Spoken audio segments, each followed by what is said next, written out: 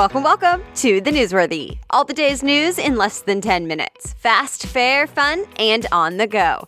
Today, we're talking about everything from new accusations against the Supreme Court nominee to Tiger Woods' comeback, plus car subscriptions and Premiere Week. Those stories and many more in less than 10 minutes. I'm Erica Mandy. Today is Monday, September 24th. You ready? Let's do this.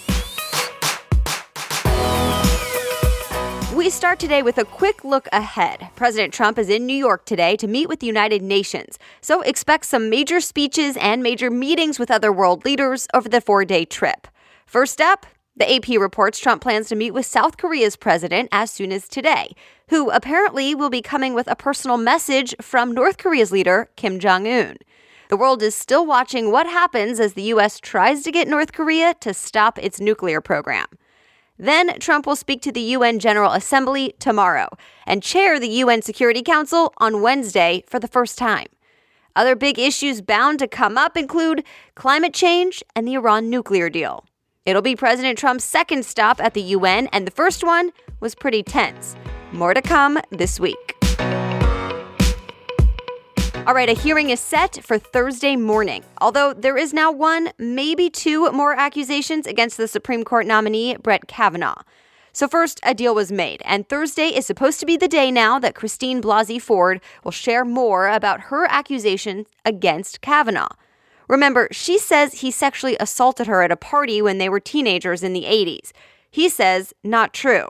And there was a lot of back and forth last week about how and when they'll both testify about this week. Well, now it seems they'll both give their sides of the story on Thursday in a public hearing with some conditions set. And the vote to decide whether Kavanaugh will become the next Supreme Court justice will wait until at least after Thursday. But now a new twist. A second accusation came out last night. A woman who went to Yale University with Kavanaugh told The New Yorker he exposed himself to her while they were freshmen in college.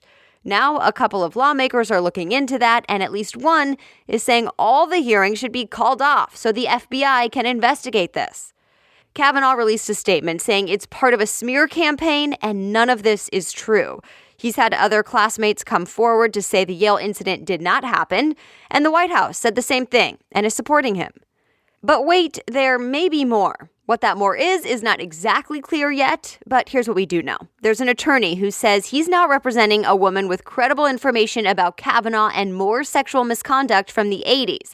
So there's still a lot developing with this, to be continued.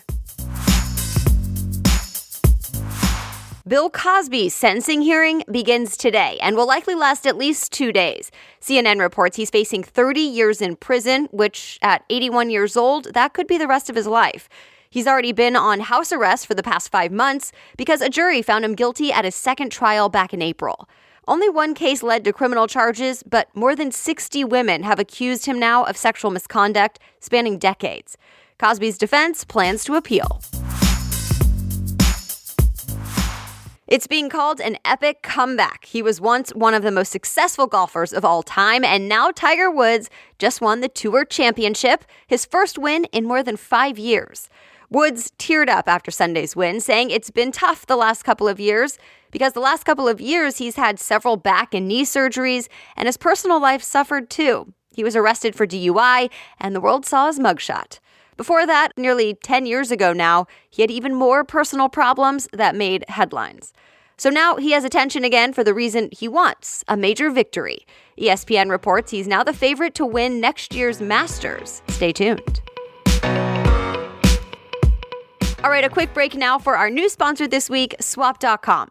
Swap.com is the world's largest online consignment and thrift store. So it's a place you can save up to 90% off retail price on your favorite brands. Think Lululemon, Carter's, Nike, J.Crew, and Gap.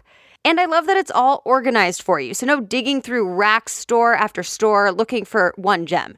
Instead, you can look specifically at women's, men's, workout clothes, maternity, or kids' clothes, for example. So you set the filters and then search from the comfort of your home. And for parents, why buy new kids' clothes when you know they're just going to grow out of them? Instead, get gently used, quality, hand-inspected items from Swap.com, and there are new items added there daily. Plus, once you buy, if something doesn't fit, there are hassle-free returns within 30 days. Swap.com is offering a special offer to the Newsworthy listeners. You can get 35% off select items for your first order with promo code Newsworthy. Again, that's Swap.com and use the promo code Newsworthy. Plus, there are new deals every day listed on Swap.com's homepage. Now, back to the news. There's a new type of car subscription service, and it's not about ride sharing. The Verge reports Audi is launching a service that lets customers pay one flat monthly fee and then choose from a range of cars and SUVs. It's called Audi Select. It's $1,395 a month, and it allows you to switch out your car twice every month. It includes insurance, maintenance, and unlimited mileage. But actually, it's not the first automaker doing something like this. Subscriptions range from Porsche's $2,000 a month to Volvo's $600 a month service. It all seems to be an experiment, though, because most, if not all, are limited to just one city for now as a pilot program. Audi Select launches only in the Dallas area this week. Airbnb wants to give its homeowner hosts a piece of the business, but says a law must change first to make it happen. Axios reports Airbnb wrote the federal government asking if the rules can change so the company can offer equity to the hosts. Hosts are the people who offer a room for rent on the Airbnb site. TBD if these rules actually change, and even if they do, TechCrunch says it's not clear how the equity offer would actually work because there are millions of hosts on the site. This week is considered premiere week for the broadcast networks, meaning several season premieres and some new shows are coming this week too.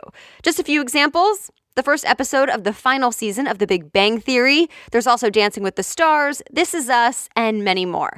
Including some new shows, The Hollywood Reporter says the most anticipated may be the revival of Murphy Brown. Of course, with the popularity of streaming services, TV's premiere week doesn't have quite as much hype as it used to. The winner at the box office over the weekend was The House with a Clock in Its Walls. The family-friendly thriller stars Cate Blanchett and Jack Black. Entertainment Weekly says it brought in nearly $27 million. And that's it. Thanks so much for listening. Please be sure to subscribe if you haven't already. It's free and it helps make sure you get new episodes sent right to your phone. Just hit the subscribe or follow button on your podcast app, or you can sign up to get episodes sent straight to your email at thenewsworthy.com. And if you want to read more about any of the news stories we talked about today, I try to make it easy for you. You'll find links and more articles in today's show notes. Go to thenewsworthy.com, click episodes, and find today's date. The Newsworthy is ready for you to listen every weekday by 4 in the morning, so I'll be back with more news tomorrow. Have a great day.